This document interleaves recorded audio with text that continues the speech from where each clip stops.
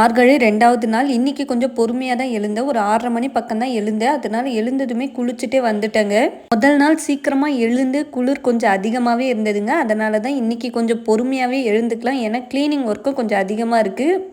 Morning எழுந்தால் தண்ணியில் கூட கை வைக்க முடியலைங்க, அவ்வளோ சில்லுன்னு இருந்தது. அதனால் ஒரு 6:30க்கு எழுந்ததுனால எனக்கு தண்ணியெலாம் கை வச்சு குளிச்சுட்டு வந்ததுனால எல்லா ஒர்க்கும் கொஞ்சம் பண்ணுறதுக்கு ஈஸியாக இருந்ததுங்க.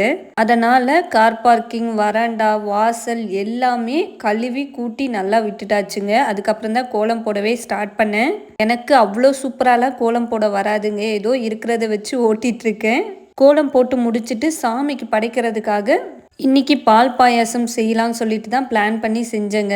எப்போவுமே பூஜை அறையில் 3 விளக்கு இல்லை 5 விளக்கு தாங்க ஏற்றுவேன். நான் 5 விளக்கு ஏற்றினா ரொம்ப நல்லது. நல்லபடியாக தீபார்த்தனை காட்டி எல்லாரும் நல்லா இருக்கணும்னு ப்ரே பண்ணியாச்சுங்க. வெளியில் வாசல்லையும் தீபார்த்தனை காட்டியாச்சு. என்னோட வீடியோ பிடிச்சிருந்தா மறக்காமல் சேனலை சப்ஸ்கிரைப் பண்ணுங்கள்.